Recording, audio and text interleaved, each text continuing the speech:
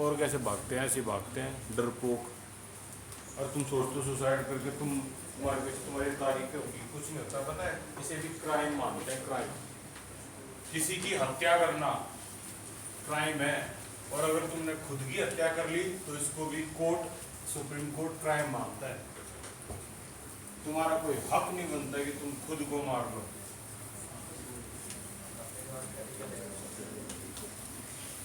भागते भी हो, एक छोटा सा एग्जाम तो दिया नहीं गया। जबकि तुम्हारे मार्क्स किसी के साथ शेयर भी नहीं होते, सिर्फ तुम्हें ही पता लगते। जो टॉपर है उनके शेयर होते हैं। भाई रैंक 1 पे रहा इस बार हिमांशी। अब कई सारी हिमांशी है, तो इसमें हिमांशी दहिया और आदित्य। आदित्य कौन है भाई? ये लड़का दिया तो वो है आदित्य। क्या बात है, स्कूल बताओ अपना। केवी नरेला। इन क्या है भाई? 20/25। तुम्हें नंबर पता भी लगे होंगे, तुम्हारे फादर को पता लगे होंगे, वहां भेज दिए गए हैं। Aryan Paliwal, very good Aryan. 18 और थर्ड पे है वंशिका, वंशिका पुत्री 16/25। ये फर्स्ट राउंड चेकिंग हुई है अभी, यानी आधे बच्चों के चेक हुए। आधे बच्चे जो है वो, जिनके जो रह गए वो कल की क्लास में मिल जाएंगे इनको। मैं पेपर दे देता हूँ।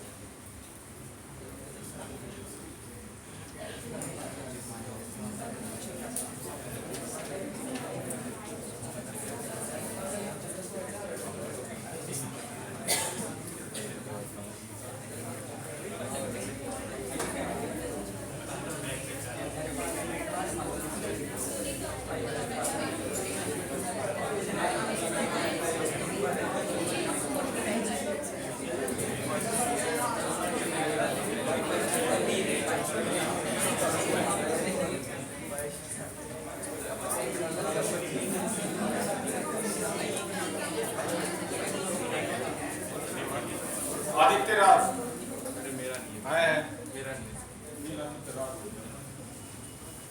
आर्यन पालीवाल, आगे बैठा था रोनित।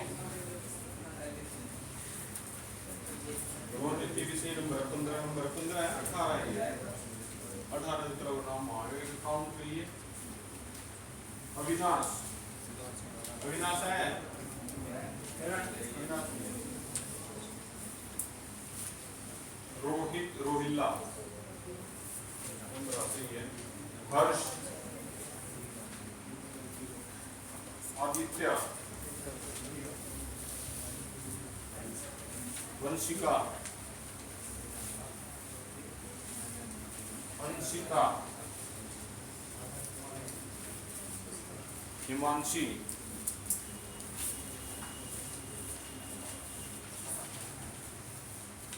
अब आज की जो न्यूमेरिकल है भाई, इनको ध्यान से देखियो। ये उससे अब थोड़ा सा और आगे जाएंगे, और अब तक थोड़ा सा रिपीट करवाता हूँ क्योंकि गैप ज्यादा हो गया। हमने जो सीखा था वो ये था,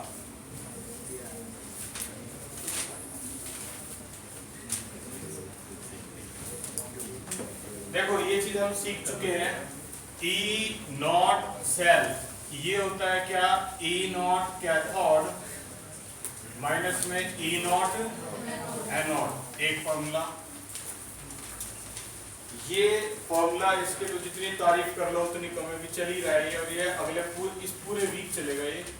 E cell is equal to E not cell minus 0.059 by n log right upon left का आयन और जिंक और कॉपर का केस आपने पढ़ा था, ठीक है। अच्छा, अब कुछ नई नई बातें आपको इसके बारे में तो पता है, लेकिन इसके बारे में भी सुन लो। ई सेल भी ई कैथोड और ई एनोड होता है, लेकिन हम इसको न्यूमेरिकल में यूज नहीं करते। आया इसमें यूज। ऊपर वाले को बोलते हैं स्टैंडर्ड इलेक्ट्रोड पोटेंशियल। अब एक बात आती है भाई स्टैंडर्ड का क्या मतलब है। स्टैंडर्ड का मतलब ये है कि अगर इसमें इस इलेक्ट्रोड को जिस सोल्यूशन में आपने डाला है अगर उसकी कंसंट्रेशन 1 मोलैरिटी है तो उसको बोल देते हैं स्टैंडर्ड इलेक्ट्रोड पोटेंशियल। ठीक है ना। डेफिनेशन जल्दी से लिखो स्टैंडर्ड इलेक्ट्रोड पोटेंशियल की। If concentration of ion is unity, if concentration of ion is unity, bracket में 1 capital M 1 molar, then electrode potential is called, then electrode potential is called standard electrode potential. Underline कर देना unity के नीचे standard electrode potential.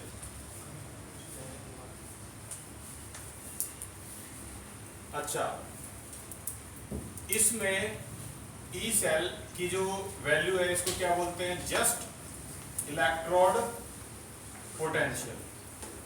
ठीक है ये भी होता है। और हमने क्या सीखा था हमने सीखा था सॉल्ट ब्रिज और यहाँ इसको क्या बोलते थे सेल रिप्रेजेंटेशन या फिर सिंबॉलिक रिप्रेजेंटेशन। मॉर्निंग वाले बैच ने इसका भी एक वो बना दिया कोड। ये देखिए कोड इसका उन्होंने बना दिया ABC खत्म। ABC याद रखो और जितने न्यूमेरिकल है उसमें आंख बंद करके लगाते रहो सेटअप। ABC ए का मतलब एनोड, बी का मतलब सॉल्ट ब्रिज मतलब ब्रिज बी फॉर ब्रिज और सी का मतलब कैथोड। एनोड कैथोड ब्रिज खत्म। ये हो गया सेल रिप्रेजेंटेशन। ये अब तक जो है नूतन हमने पढ़ा।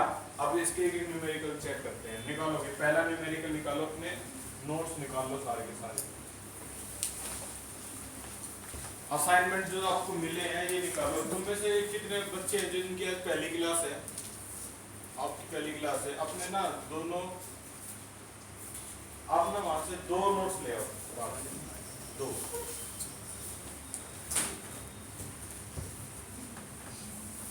लास्ट क्लास में कितने न्यूमेरिकल हो गए थे 2 न्यूमेरिकल हो गए थे। आप आज हम उससे थोड़ा सा आगे जाएंगे न्यूमेरिकल नंबर 3 पे आ दो।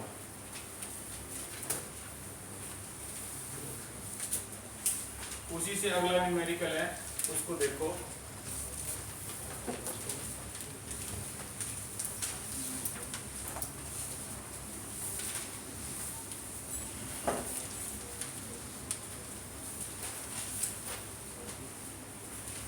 पेज नंबर 3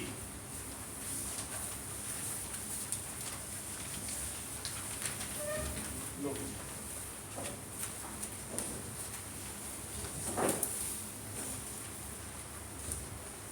एक्सरसाइज का 3.5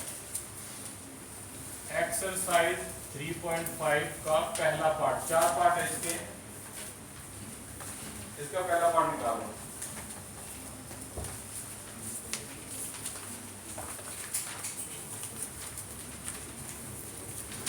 एबीसी कह रहा हूं मैं। ये एनसीईआरटी ना इसमें आ जाओ और चेक करो एक्सरसाइज का 3.1 का पहला पार्ट।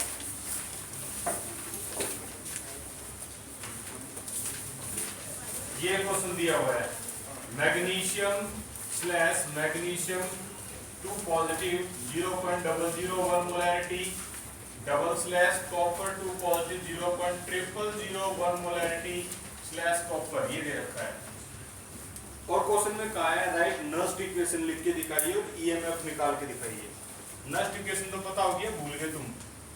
इसको बोलते हैं Nernst equation E cell is equal to E not cell minus 0.059 by N log right upon left का आयन।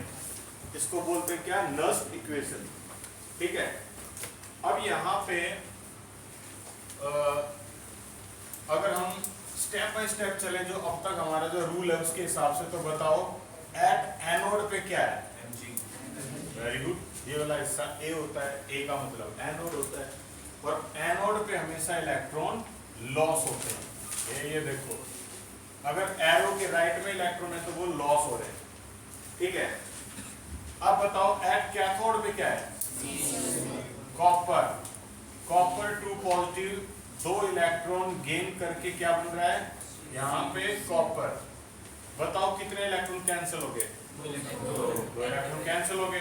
एन की वैल्यू क्या आ गई आपकी? 2, ठीक है। अब इसके बाद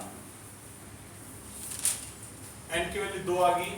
इस क्वेश्चन को एक बार थोड़ा सा आगे प्रोसीड करना, करवाता हूं मैं, करो भाई एक बार।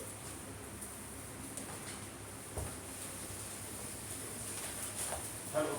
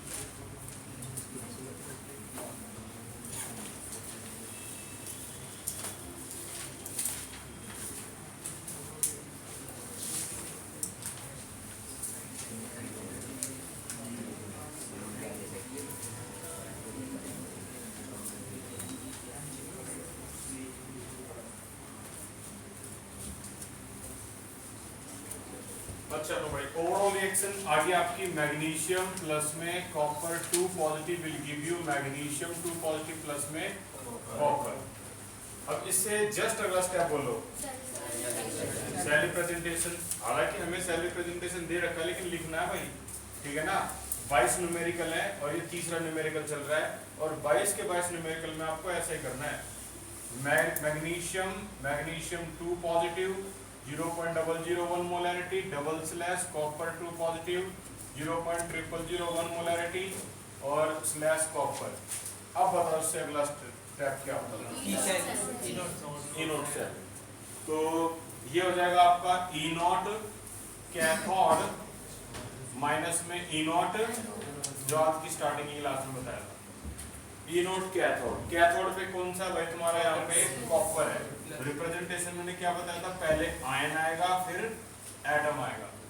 एनोड पे कौन है? मैग्नीशियम है, तो ये हो जाएगा पहले आयन आएगा और फिर एटम आएगा। अब इसमें ई नॉट सेल जो हम लगाएंगे, कॉपर की वैल्यू को बोलो, बताओ कितनी वैल्यू दे रखी है कॉपर की क्वेश्चन में? E nought copper 0.00 E nought value है, वो तो कंसंट्रेशन है यार, मोलैरिटी है, तो ये तो कहीं दे ही नहीं रखी। एनसीईआरटी क्या कहती है भाई, एक बार वैल्यू देंगे और उसी वैल्यू को देखते रहो। तो एनसीईआरटी में 69 पेज निकाल लो, टेबल नंबर 3.1, इनमें सारी वैल्यू दे दी इन्होंने ई नोट की, अपने आप इसी में देखो और लिखना है, ठीक है। तो कॉपर की ढूंढ के बताओ कितनी है। कॉपर 2 पॉजिटिव की वैल्यू बोलो 0.34, बिल्कुल ठीक है, ये आ गया 0.34 माइनस में। अब ढूंढो मैग्नीशियम 2 पॉजिटिव की -2.36,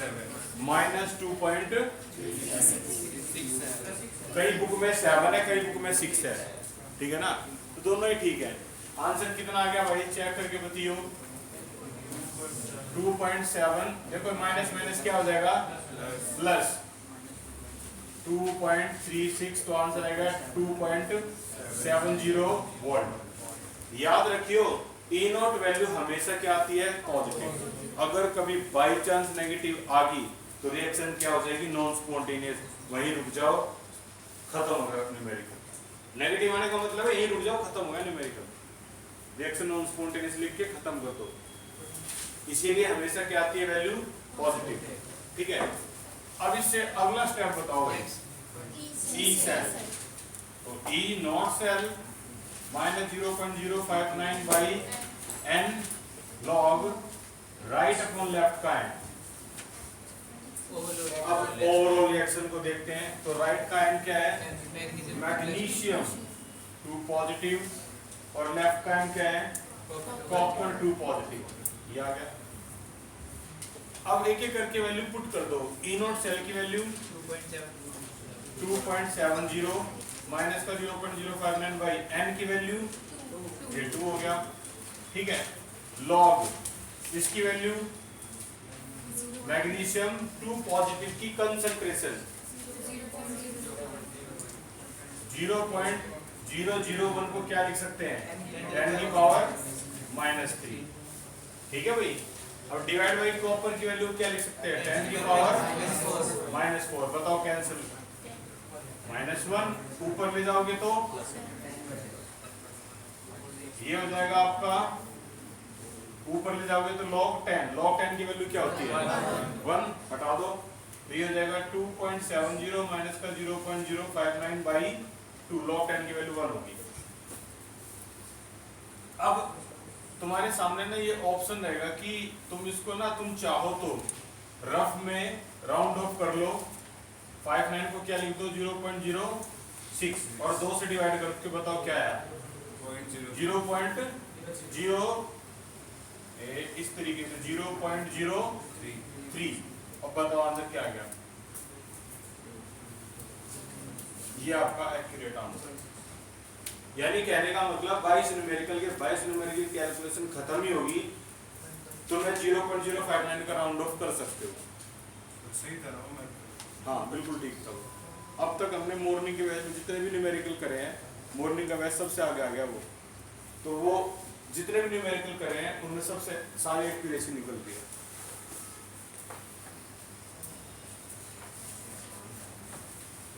अच्छा, एक चीज जो तुम्हारे दिमाग में आ रही होगी, यार ऐसे क्या हर बार मैं टेबल ही देखनी पड़ेगी क्या इस वैल्यू के लिए, ई नोट वैल्यू के लिए?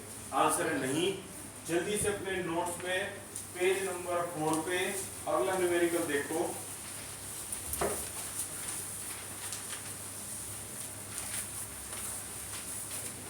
इस बच्चे का आंसर पता है 2.68 क्यों आया है? चेक करो, क्योंकि इस बच्चे ने 2.71 मान रखा है, यानी इसको 37 मान रखा है। तो कितना चलेगा? अगला numerical, the following chemical reaction is occurring in an electrochemical cell. ये रिएक्शन है और इस तरह से आपको एग्जाम में वैल्यू गिवन होगी। ई नोट वैल्यू मैग्नीशियम की, ई नोट वैल्यू सिल्वर की। याद आएगा भाई? पता लग गया एग्जाम में गिवन वैल्यू कैसी होंगी, ई नोट मैग्नीशियम और ई नोट सिल्वर की इस तरह से गिवन होंगी हर बार। पेज नंबर 4 लेफ्ट के टॉप पे, लेफ्ट के बॉटम में आ गया तो अगला न्यूमेरिकल।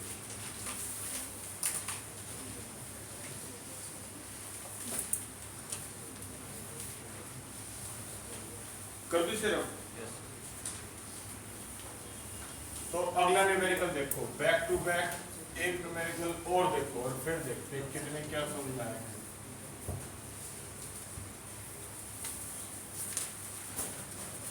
ये परफेक्ट एग्जांपल है। मैंने जितने भी अब तक के बोर्ड के पेपर देखे हैं ना, तो ये सबसे ज्यादा आने वाला कॉमन तरीका है जो एग्जाम में सबसे ज्यादा पूछा गया है।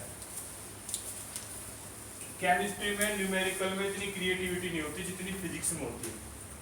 ठीक है, और इसके भी तुम जी मेन के क्वेश्चन देखोगे ना, इलेक्ट्रोकेमिस्ट्री के भी स्टार्ट कर दिए हैं। इस संडे को तो खैर अभी सॉल्यूशन के ही होंगे, इससे अगले संडे को हम शुरू हो जाएंगे इलेक्ट्रोकेमिस्ट्री के जी मेन के क्वेश्चन और नीट के क्वेश्चन। ठीक है, तो चेक करते हैं भाई, इसमें बताओ इस रिएक्शन को तुम क्या नाम दोगे? ये रिएक्शन क्या है? 0.0001 molarity will give you magnesium 2 positive, 0.10 molarity plus में 2 Ag। बोलो भाई क्या है ये रिएक्शन? हाफ रिएक्शन है, ओवरऑल रिएक्शन है या सेल रिप्रेजेंटेशन है? ये ओवरऑल रिएक्शन है। अच्छा, इसकी शक्ल देख के बताइयो, ये डैनियल सेल की रिएक्शन है, वोल्टेक सेल की रिएक्शन है? सुन लो एक बात ध्यान से। नहीं भाई, अब तुम थोड़ा सा और अपडेट हो जाओ। सुन लो, आज का सबसे बड़ा पॉइंट सुन लो। डैनियल सेल सिर्फ जिंक और कॉपर के रिलेशन को बोलते हैं, समझ लो अच्छी तरह से। तो अब मैं तुमसे पूछ रहा हूं ये किसका रिलेशन है? तो ये तो मैग्नीशियम सिल्वर का है। This is not Daniell cell. Daniell cell सिर्फ क्या होता है? जिंक और कॉपर का रिलेशन हमेशा, ठीक है। तो ये आपका डैनियल सेल नहीं है, वोल्टिक सेल बोल सकते हो, इलेक्ट्रोकेल, कुछ भी बोल लो, डैनियल नहीं बोलना इसको, कुछ भी बोल लो। बाकी जितने भी तुम्हारे बच गए ना, हो जाओ भाई शुरू इसके लिए भी। बोलो एट एनोड पे कौन आएगा? बहुत बढ़िया, मैग्नीशियम, मैग्नीशियम 2 पॉजिटिव और 2 इलेक्ट्रॉन। याद करने के लिए कोड क्या था इसका? लॉन कर्जा। एल का मतलब लॉस ऑफ इलेक्ट्रॉन, ओ का मतलब ऑक्सीडेशन। ऑक्सीडेशन कहाँ होता है? एनोड पे होता है, और एनोड क्या होता है? नेगेटिव चार्ज होता है, ठीक है। तो ये हो गया। अगला है एट कैथोड। अब कैथोड पे कौन आ गया तुम्हारा? सिल्वर। Ag पॉजिटिव, एक इलेक्ट्रॉन गेन और Ag। इलेक्ट्रॉन तो बराबर होने चाहिए, 2 से मल्टीप्लाई कर दो, इलेक्ट्रॉन कैंसिल और n की वैल्यू क्या आ गई आपकी? 2 आ गई। And this is your overall reaction. क्या बनी भाई? Magnesium plus 2 Ag positive will give you magnesium 2 positive plus में 2 Ag। या ओवरऑल, ओवरऑल तो हमें पहले से गिवन थी, फिर भी हम ओवरऑल निकाल रहे हैं। क्यों भाई? क्योंकि n की वैल्यू का पता लगा, इससे स्टेप के नंबर मिलते हैं वहां पे। अगला स्टेप है सेल रिप्रेजेंटेशन। तो ABC, ABC, A का मतलब एनोड, एनोड का मतलब ये रहा मैग्नीशियम स्लैश मैग्नीशियम 2 पॉजिटिव, और इसकी कंसंट्रेशन है 0.10 मोलैरिटी। C कैथोड, यहाँ हो गया सिल्वर पॉजिटिव, इसकी कंसंट्रेशन दे रखी 0.0001 मोलैरिटी स्लैश सिल्वर। ये हो गया ABC। अब अगला स्टेप बोलो, जो कि होता है E नोट कैथोड माइनस में E नोट एनोड। बताओ भी कैथोड पे वैल्यू किसकी है? E not cell is equal to, इस पे वैल्यू है आपकी कैथोड पे Ag। तो E not Ag positive slash Ag minus का E नॉट, पहले आयन आता है हमेशा और फिर एटम आता है, पहले आयन फिर एटम, E नॉट के केस के लिए।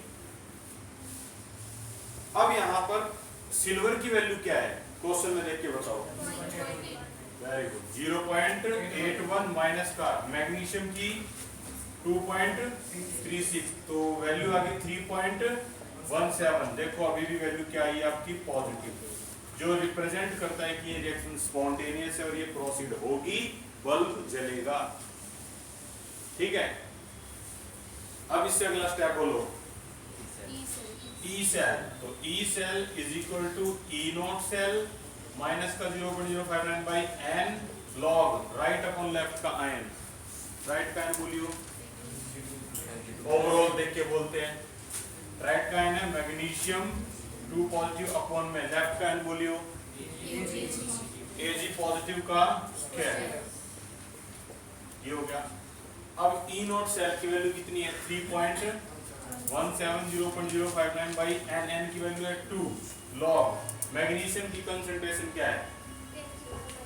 ये मैग्नीशियम की 10 की पावर माइनस 1, और नीचे कंसंट्रेशन क्या है? 10 की पावर माइनस 4, और उसका भी स्क्वायर। तो कितनी होगी भाई नीचे? 8 होगी। एक कैंसिल कर दो, कितनी लगी नीचे 7, 7 को ऊपर ले जाओ तो क्या आ गया 3.170.059 बाई 2 log 10 की पावर 7। क्या हो जाएगा ये 0.059 बाई 2 7 log 10, log 10 की वैल्यू 1 तो 7 हो गया भाई। और मैंने पहले बोल दिया अब कैलकुलेशन कुछ रहा ही नहीं, अब कुछ रहा ही नहीं, अब तो सस्पेंस ही खत्म हो गया जो था।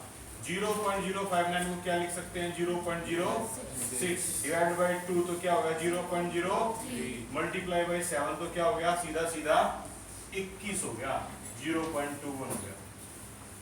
और 21 को माइनस करेंगे तो क्या आएगा 2.96, एक और आंसर आएगा बोर्ड। और ये भी पूछ रहा है क्या ये रिएक्शन स्पॉन्टेनियस है, हम लिखेंगे since E not value is positive so value is spontaneous. ठीक है, since E not value is positive वो रिएक्शन इज स्पॉन्टेनियस।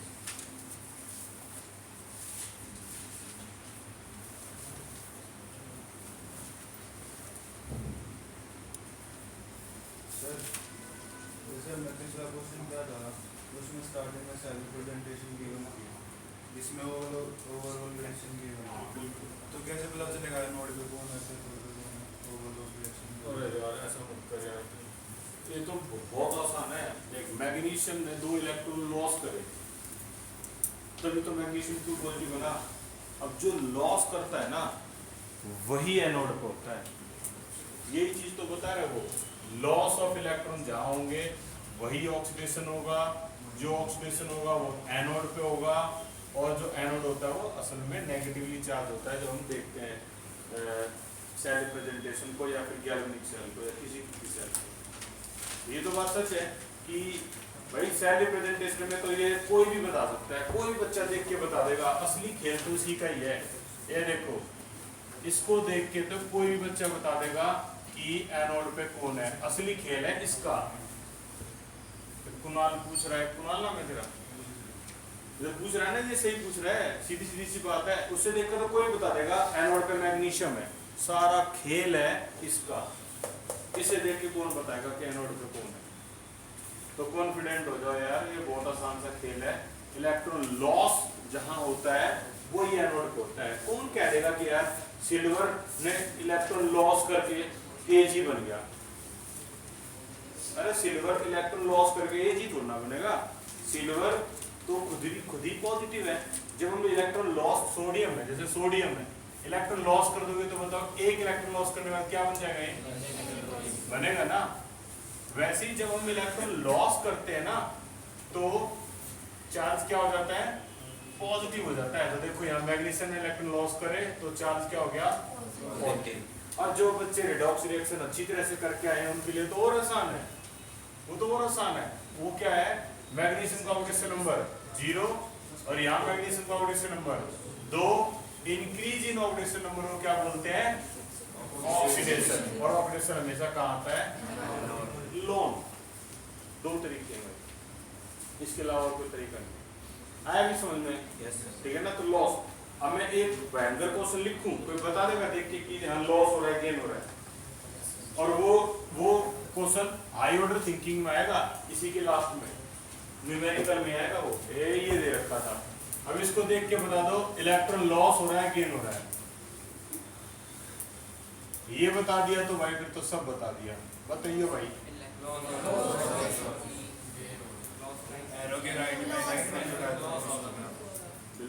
लॉस हो रहा है। अरे 4 पॉजिटिव है, 4 पॉजिटिव है। एक मिनट मैंने ना ये इक्वेशन थोड़ी गलत लिखी है, एक बार मैं दोबारा लिख देता हूँ। SN2 positive, SN4 positive, 2 electron, ये सही है। बोलो लॉस हो रहा है, गेन हो रहा है? लॉस हो रहा है, क्योंकि 2 पॉजिटिव था ना।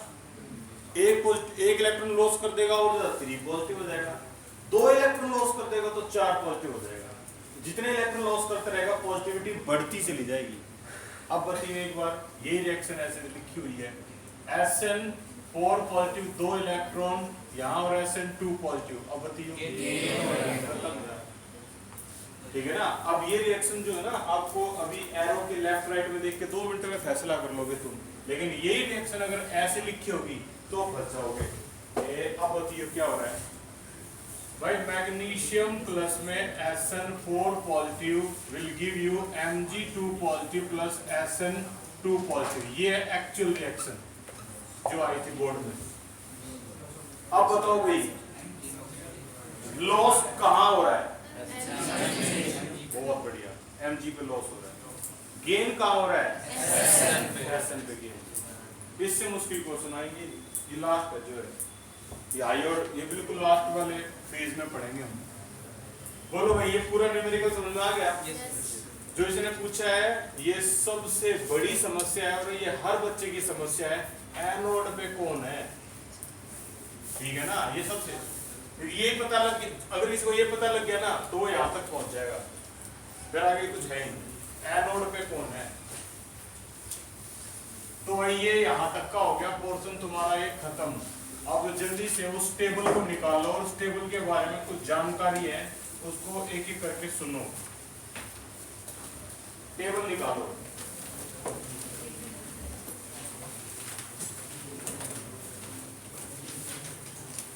टेबल नंबर 3.1 और इसके बारे में ना 4 क्वेश्चन है और चारों को देखो एक एक करके। पहला क्वेश्चन तो ये जो सबसे आसान है, इस टेबल को एनालाइज कर लो। ये टेबल हम दूसरी बार पढ़ रहे हैं। कोई बच्चा बताएगा पहली बार कब पढ़ी थी? 11th क्लास में, चैप्टर रिडॉक्स में पढ़ी थी पहली बार। ये बिल्कुल हूबहू यही टेबल। पहले राइट वाले एरो को देखियो, ये कह रहा है increasing strength of reducing agent. Increasing strength of, सबसे ज्यादा रिड्यूसिंग एजेंट कौन है देख के बताओ, टेबल को एनालाइज करो। लिथियम सबसे ज्यादा रिड्यूसिंग एजेंट है पूरी टेबल का, पूरी केमिस्ट्री का। और सबसे कम रिड्यूसिंग कौन है? आयरन है ये, क्लोरीन। अच्छा अब सुनो, इसी का उल्टा कर दो। जो ज्यादा पॉजिटिव होता है वो क्या होता है? ऑक्सीडाइजिंग होता है। तो दूसरे वाले एरो को देखियो, ये क्या दिखा रहा है? दूसरे वाला एरो जो नीचे से ऊपर की तरफ गया हुआ है, ये एरो मिल गया है ऐसे करके देखो। ये इंक्रीजिंग स्ट्रेंथ ऑफ ऑक्सीडाइजिंग, जो ज्यादा पॉजिटिव होता है वो ऑक्सीडाइजिंग। नीट की क्लास में भी आया हुआ है कौन सा ज्यादा रिड्यूसिंग एजेंट है, ठीक है ना? तो जो नीट का पेपर हुआ था उसमें ये 3-4 वैल्यू दे रखी थी, 2.87, 1.86, प्लस का 3.04 और ये प्लस का 0.77, 4 वैल्यू दे रखी थी। ये नीट का क्वेश्चन है। और पता क्या पूछा था? बताओ इनमें से सबसे ज्यादा ऑक्सीडाइजिंग कौन है? ऑक्सीडाइजिंग एजेंट, सही जवाब है ये आया हुआ है भाई नीट में। तो मैं दिखाऊंगा, मैं यहीं पे किसी ईयर में आया था वो भी देखिए, ठीक है ना? ये आया हुआ है। अच्छा तो कोड बना लो, और ये कोड ना D&F ब्लॉक तक चलेंगे। ये कोड इतने जबरदस्त कोड है। ये क्या, जो मोर नेगेटिव होता है ना वो मोर रिड्यूसिंग होता है। और जिस बच्चे को ना पता हो समझ लो, जो रिड्यूसिंग होता है ना उसी को बोलते हैं मोर ऑक्सीडेशन। अब कोई कंफ्यूज हो गया है, ये रिड्यूसिंग ये ऑक्सीडेशन, भाई अलग बात है, एक बात नहीं है। ING वाली जो चीजें वो अलग होती हैं, रिडक्शन अलग होता है, रिड्यूस अलग होता है, रिड्यूसिंग आ गया तो उसका सेंस ही अलग है। और ऑक्सीडेशन का मतलब है मोर लॉस ऑफ इलेक्ट्रॉन। ये एक ऐसा कोड है जो 4 क्वेश्चन का आंसर दे सकता है। जो जितना ज्यादा नेगेटिव होता है, कौन किसकी बात हो रही है? More negative E nought value. E nought value सब बच्चों को पता होनी चाहिए क्या होती है भाई। E nought value standard electrode potential. इस टेबल के टॉप पे देखो क्या लिखा हुआ है, स्टैंडर्ड इलेक्ट्रोड पोटेंशियल। ये सारी स्टैंडर्ड इलेक्ट्रोड पोटेंशियल है, ई नोट वैल्यू।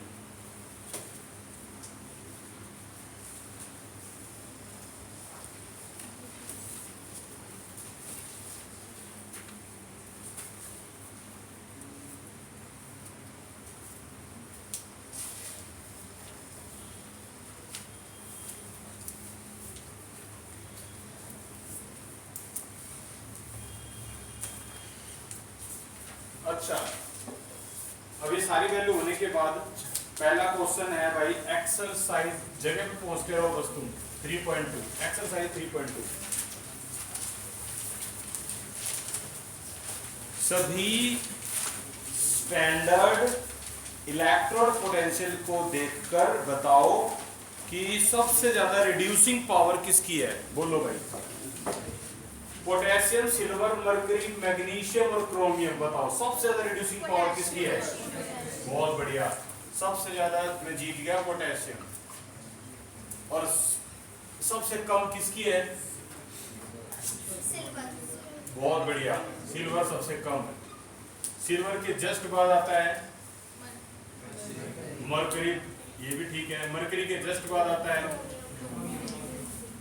क्रोमियम, क्रोमियम के जस्ट बाद आता है मैग्नीशियम, और मैग्नीशियम के जस्ट बाद आता है। लो भाई हो गया, ये पूछ रखा है कि इंक्रीजिंग रिड्यूसिंग पावर के हिसाब से अरेंज कर दो। हो गया अरेंज। समझ में आया भी सभी को ये क्या था, लॉजिक आया समझ में। लॉजिक है इसका, जिसकी ज्यादा ई नोट वैल्यू नेगेटिव होगी ना, जितनी जितनी नेगेटिव होगी वो उतना ज्यादा क्या हो जाएगा, मोर रिड्यूसिंग। पहला क्वेश्चन कर, ये कोड लिख लिए सभी ने। अगर लिख लिए तो भाई आगे चलते हैं।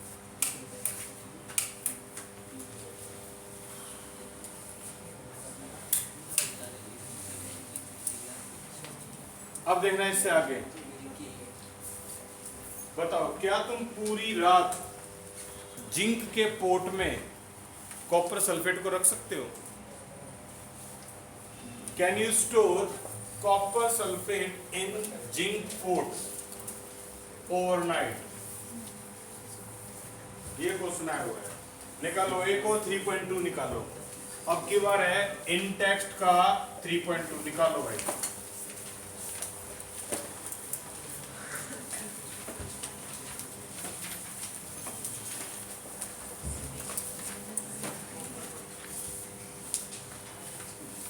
कोई चीज ना समझ में आए ना तो जाते समय तुम्हारे बैच के बाद ना कोई बैच नहीं है तुम्हारे पास, इतना टाइम होता है। एक मॉर्निंग वाले बच्चे इस चीज का पूरा यूज कर रहे हैं भाई। वो जाते हैं यहाँ से 7:30 बजे, उनका टाइम खत्म होता है 7 बजे 7:30 बजे, क्योंकि और कोई है नहीं। अपनी प्रॉब्लम डाउट पूछते रहते हैं, कुछ ना कुछ अकड़म दकड़म। तुम्हारे पास कोई डाउट हो तो लेके आया करो। ऐसे ऐसे तो फिर बोरिंग और डल लाइफ जीते रहोगे। मन में डाउट है लेकिन चल यार चलते, थक गया मैं। अच्छा निकाल लिया question 3.2 in text. Can you store copper sulphate solution in zinc port. Answer है नो। रीजन है अगर ऐसा किया तो ये तुम्हारा जिंक कॉपर सल्फेट को के साथ रिएक्शन करेगा, उसको डिस्प्लेस कर देगा। ये कर दिया डिस्प्लेस। कोई बच्चा बताएगा भी जिंक कॉपर सल्फेट को डिस्प्लेस क्यों कर पाया।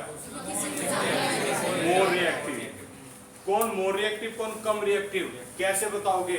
9th क्लास रिएक्टिविटी सीरीज याद क्या कर रखी है तुमने। वो केदारनाथ, सब केदारनाथ याद करके बैठेंगे। एक ये भी देख लो भाई, केदारनाथ आगे का केदारनाथ का माली का है।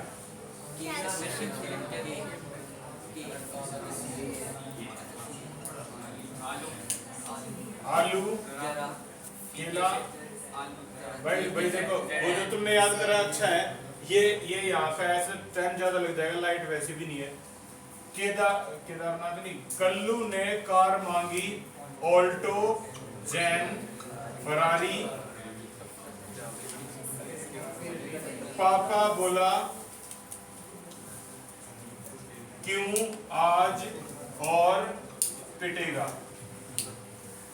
ये जैसे जिस बच्चे ने जैसी याद कर रखी है बहुत अच्छी बात है। इसको बोलते हैं रिएक्टिविटी सीरीज। चलो जिंक को देखो ये रहा, कॉपर को देखो ये रहा। बताओ ज्यादा रिएक्टिव कौन है। रिएक्टिविटी ऊपर के हिसाब से बढ़ रही है भाई। तुम्हें पता होगा इस दुनिया में सबसे कॉस्टली कौन है, प्लेटिनम और गोल्ड। ये इसलिए कॉस्टली है क्योंकि तुम मर भी गए ना, ये मरता ही नहीं, अमर है ये। इसको तुम कैसे भी खराब नहीं कर सकते, ना ना पसीने से खराब होता, वर्कआउट कर लो इसे पहन के तुम नहा लो, ये जब भी खराब नहीं, किसी हवा से खराब नहीं, नॉन रिएक्टिव। और सबसे ज्यादा रिएक्टिव कौन है? पोटेशियम। इसे हवा में छोड़ दो, हवा से रिएक्शन, ठीक है। तो इसीलिए ये कम रिएक्टिव है और वो ज्यादा रिएक्टिव है। अब हमने क्या सीखा? Zinc is more reactive. तो जिंक ने पूरी रात इस बर्तन में इसको रखेंगे तो इस बर्तन के साथ रिएक्शन करते करते बर्तन को गला देगा ये खराब। लेकिन क्या तुम कॉपर को स्टोर कर सकते थे जिंक सल्फेट में? बिल्कुल कर सकते थे, क्योंकि यहाँ पर नो रिएक्शन ही नहीं होती, क्योंकि कॉपर है ना इससे कम रिएक्टिव है, तो उसको डिस्प्लेस नहीं कर पाएगा। तो आंसर होगा इसका नो। और प्रॉपर आंसर आपके पास व्हाट्सएप ग्रुप में भेज दूंगा मैं, तुम दोनों भी एक बार बात करके जियो। व्हाट्सएप ग्रुप में ना जो होमवर्क है वो भी, और इसका जो आंसर है सारे के सारे mycbseguide.com जो है ना वहीं से भेजता हूँ मैं स्क्रीनशॉट लेके, तो वो बढ़िया बेस्ट सॉल्यूशन होता है उसका। और देखो तीसरा क्वेश्चन आज का, एक्सरसाइज में आ जाओ फिर से। 3.1 को देखो, arrange the following metal in order in which they displace each other. अब ये पूछ रहा बताओ कौन किसको डिस्प्लेस करेगा? वो रही हमारी वेब सीरीज। क्या कह रही है वेब सीरीज भाई? जल्दी से देख के बताओ जितने भी ऑप्शन है, सबसे ज्यादा रिएक्टिव कौन सा है? मैग्नीशियम हो गया। उसके सबसे कम रिएक्टिव कौन सा है?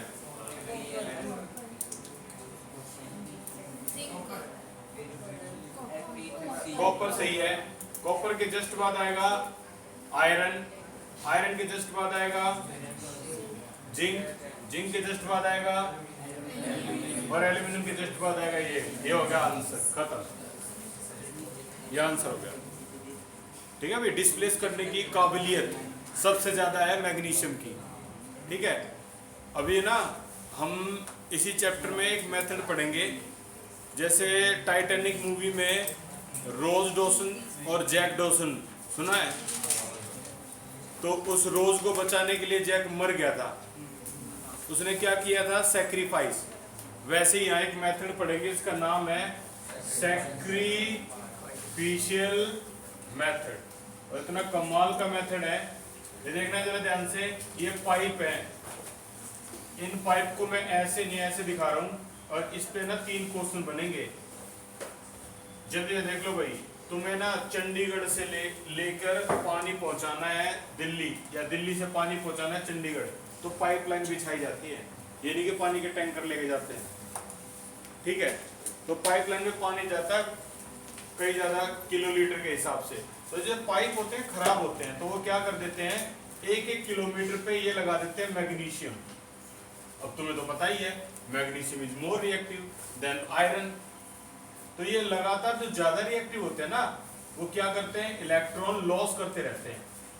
अब मान लो पाइप यहाँ से गल गया, रस्टिंग या पता होगा जंग लगना, कोरोड होना, कोरोजन, पाइप तो खराब हो रहा है। मैग्नीशियम लगातार अपने इलेक्ट्रॉन लॉस कर रहा है, वो लॉस किए हुए इलेक्ट्रॉन आयरन क्या कर रहा है? गेन। और जहां से वो टूट गया ना, उसको भर देगा ऐसे करके। देख लो ये होता है दुनिया में।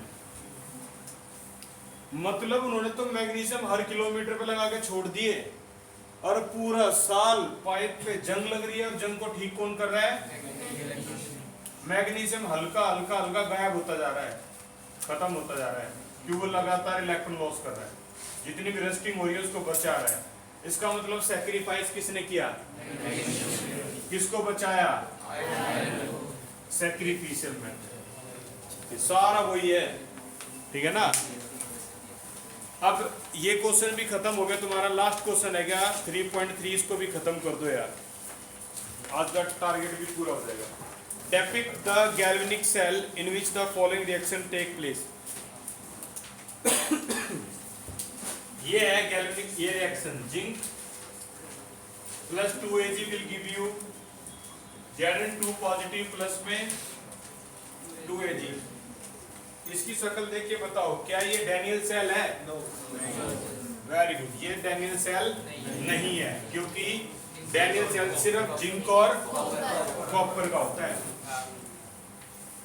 गैल्वेनाइजेशन पढ़ी है? गैल्वेनाइजेशन पढ़ी है क्या 9th 10th क्लास में? क्या करते हैं पता है? लोहे की कढ़ाई पर जिंक की कोटिंग करते हैं। मान लो ये लोहे की कढ़ाई है और ये कर दी तुमने जिंक की कोटिंग, ये कर दी। अब पता है ये जिंदगी भर ये कढ़ाई खराब नहीं होगी। क्यों नहीं होगी? ये आयरन और ये जिंक, ज्यादा रिएक्टिव कौन है? बहुत बढ़िया, जिंक। मान लो लोहे की कढ़ाई यहां से खराब होगी तो ये जिंक पता है क्या करेगा? ज्यादा रिएक्टिव है तो क्या करेगा? लॉस करेगा और आयरन गेन करता रहेगा, वो कढ़ाई बढ़ती रहेगी यहां से। इसे कहते हैं गैल्वेनाइजेशन या इलेक्ट्रोप्लेटिंग, इसी का नाम है। ये भी इसी चैप्टर में आगे चल के आएंगे। तो ये लॉजिक बता रहा है। तो लास्ट क्वेश्चन क्या है भाई? इस रिएक्शन का पहला question, which of electrode is negatively charge? बताओ इस रिएक्शन को देखिए। बहुत बढ़िया, जिंक इज नेगेटिवली चार्ज। और उसने इससे पहले भी एक क्वेश्चन कर दिया। क्वेश्चन की शुरुआत देखो, depict the galvanic cell. Galvanic cell बनाकर दिखाइए।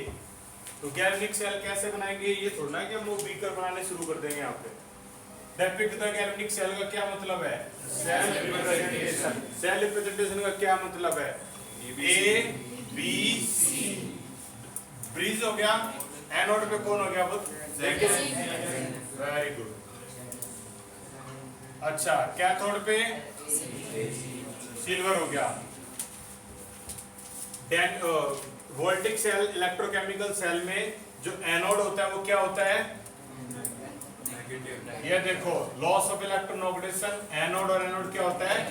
नेगेटिव। कौन है भाई? तो पहले का आंसर बुक में लिख दो, zinc electrode is negatively charge. Zinc लिख के छोड़ दो, बहुत है। दूसरे क्वेश्चन का आंसर बताओ, the carrier of current in the cell. दूसरे का आंसर लिख लो, ions carry current inside the cell. Electron carry current, कुछ बच्चे इलेक्ट्रॉन भी बोल रहे थे, कुछ बच्चे आयन भी, दोनों ठीक है। Electron carry current outside the cell. कहां पे? Through the wire. वायर में घूमते हैं इलेक्ट्रॉन और सेल के अंदर घूमते हैं आयन। तीसरा क्वेश्चन, इंडिविजुअल रिएक्शन लिख के दिखाओ ईच इलेक्ट्रोड पे। बताओ क्या पूछ रहा है? बहुत बढ़िया। तो तीसरे का आंसर हो गया एट एनोड। एनोड की आप कौन सी होगी? बोलो भाई। ये होगी। और दूसरा है एट कैथोड। कैथोड की आप कौन सी होगी? सिल्वर। और यहां होता है टारगेट पर। बाकी करेंगे भाई अगली क्लास में।